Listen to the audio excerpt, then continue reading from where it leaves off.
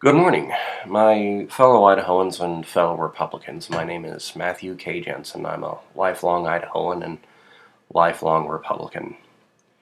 Yesterday I made a joke that I should start a video series on the Idaho Republican Platform just to illustrate why a certain thing is not Republican. I've made similar jokes like this before with the eventual intent of actually doing it. Well, today, since I'm not going to be recording a podcast with my brother this morning, I'll finally make good on that threat. I'll be doing at least a few of these since the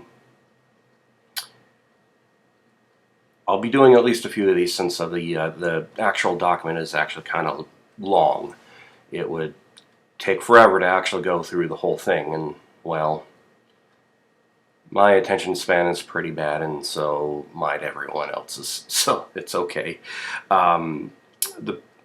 So today I'll be doing just the preamble part of it, the part that introduces, in short form, a lot of the other big ideas that are in the platform. These are the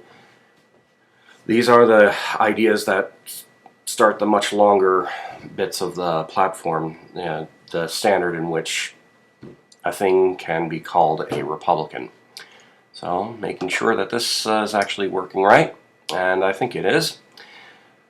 So this is the document. Now it does come with a table of contents just because it is so big, and that's okay. So that's the platform right there, the whole thing. But we'll start with we are Republicans because we're, when you get politically involved like that, there are reasons why you identify with this, that, or the other, and we're starting a bunch of statements like that. We are Republicans because we believe the strength of our nation lies with our faith and reliance on God, our Creator, the individual, and the family, and that each person's dignity, freedom, and ability and responsibility must be honored. And right off the gate, it starts off with some pretty strong statements and gets to the core of why we in this country are not, or at least should not be, a mob, or living our lives according to mob rule. And that's one of the very important differences that we have between what we're supposed to be and what direct democracy would be. In direct democracy, the entirety of the populace, so the entirety of the voting base, would be making all of the decisions, every decision, all the way from the smallest to the large. And not only that, but there are reasons why mob mentality is called mob mentality, and it is not a good connotation. So that's kind of one of the reasons why it's called Republican. Now, there's also some good bits later in which that also factors into the name. Now, the preamble continues with, we are inheritors of a distinct Western civilization that our traditional culture safeguards our identity as a free people. And it is a quintessentially an American idea rather, that people should be free and that people are made to be free and people are free. Is that we believe it to be a distinctly Western civilization concept that people, by and large, should be left alone by their government. And, it's the whole consent of the governed thing, which, that can start an argument with some of my friends that I know. But there are, if we just simply have it a free-for-all instead of, have some, certain culture behind what we're doing, everything just devolves into degeneracy. Now, along that topic, we have the next part of the preamble. It's like, we believe in American exceptionalism, and that is a particularly Republican idea, at least these days, is that the United States is unique, is uniquely exceptional. That, I don't believe that there's anything wrong with being American in and of itself. And if you are truly a Republican, you believe the same. Where America is exceptional, there's a lot of good things, and to be honest, there are some bad things, especially these days going on with the United States. But you know what? America, particularly the United States, if you want to get technical, is an exceptional place. Next part of the preamble says that we believe the United States of America is unlike any country on earth, and that's more of the same thing there, except this one is particularly getting at why we have the form of government that we do, and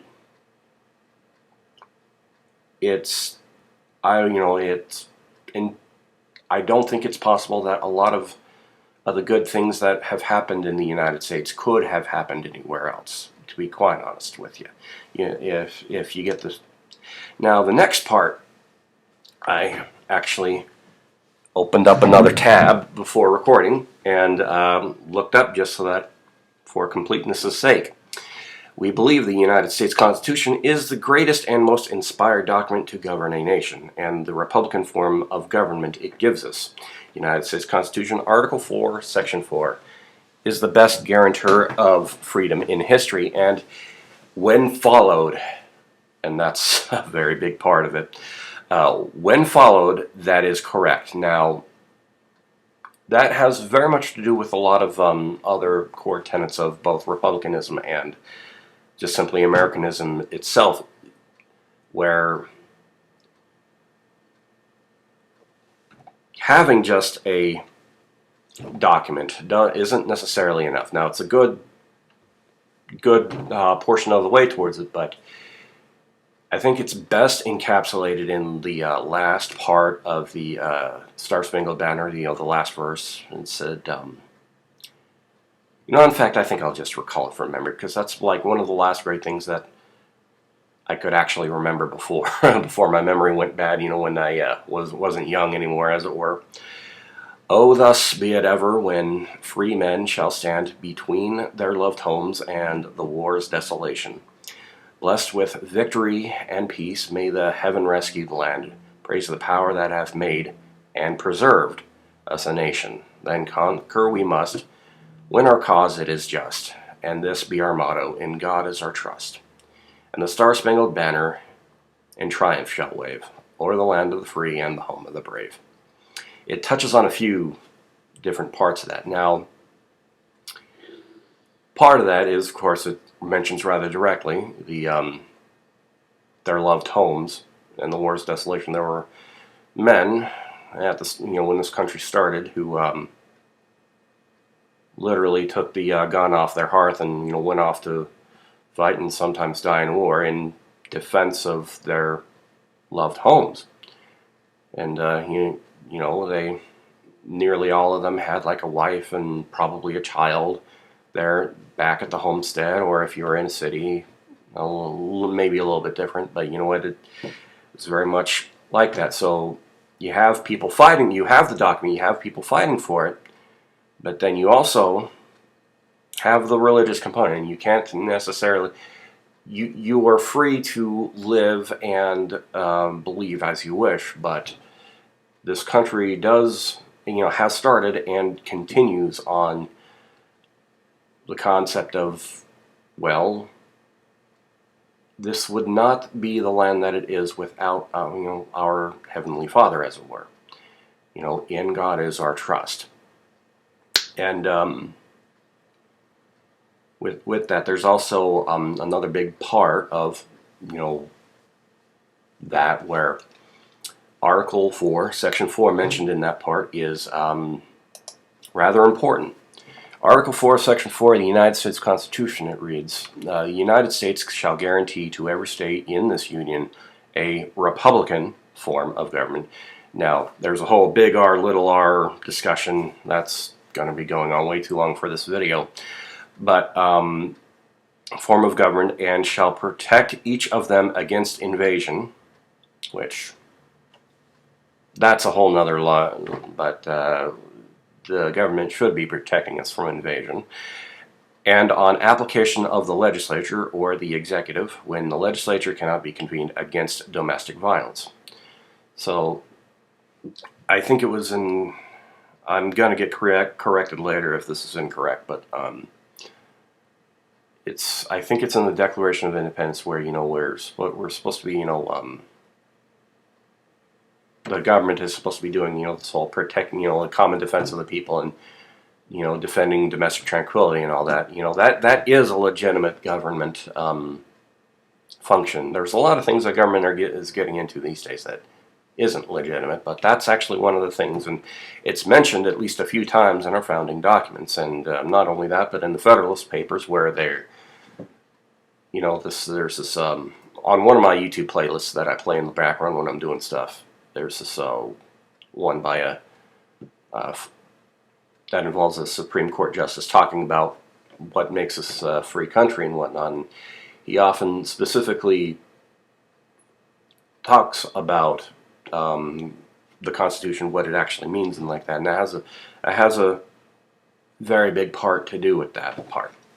But you know what? I could go on forever about that, so I'm going to move on. Now, despite what friends or political operatives might have you believe, this next part actually says, we believe in equal rights, equal justice, and equal opportunity for all, regardless of race, creed, sex, age, or disability. Now, this is, of course, spun a few different ways and outright lied about in other ways, but that's entirely what we believe. I don't think, now, what one does with their opportunity is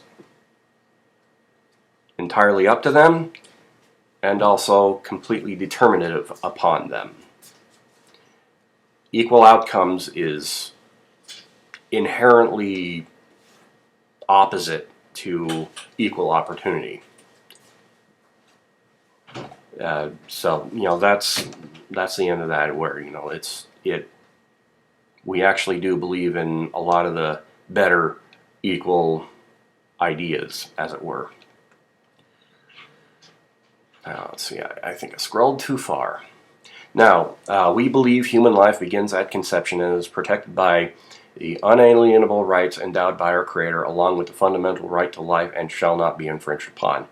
Now, if you're an adult in this day and age, you have a pretty good idea on what we're getting at. And at the last convention, I spoke with a lot of good Idaho Republicans about this very subject. In fact, I had a couple of good conversations. They were shorter, though, with now Senator Scott Herndon about this very idea. We had competing additions to the platform that touched on this very subject, and they were almost the same thing, but they both were handling the Dobbs decision a different way. Now, just so that it is clear to the viewer in some later age, the Dobbs decision was what did away with Roe v. Wade, and it's a good thing too, because that decision is responsible for what Republicans believe to be murder of innocent children. And don't need to belabor that point all too much, because, well, that's if you believe that a child before they're born is still a life, and then you are ending that life, then that means that you have to be pro-murder in order to be pro-abortion. So, there's that. Now, the next part is, of course, we believe free enterprise and encouraging individual initiative have brought this nation opportunity, economic growth, and prosperity. Because when that is truly done, especially from the opinion of myself and those like me, that's exactly what happens. And when done properly, that's exactly what happens. And every time something other than that is done, something else happens. It's actually pretty much a cause and effect kind of thing. If people are free to do any enterprises that don't affect the livelihoods or freedoms of others, then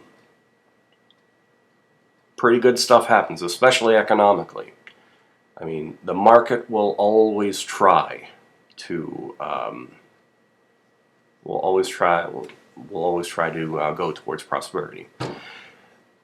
Now, next part, of course, is we believe government must practice fiscal responsibility, and that taxpayers shall allow the government only the money necessary to provide appropriate functions. Now, I fear that this is entirely way too Idahoan of an idea. Now, this used to be pretty much what the founding fathers were going for back in the day, but most of the country has gotten away from this, and the federal government has definitely gotten away from this. And somebody is trying to get me on Facebook Messenger right now. I'm not saying who.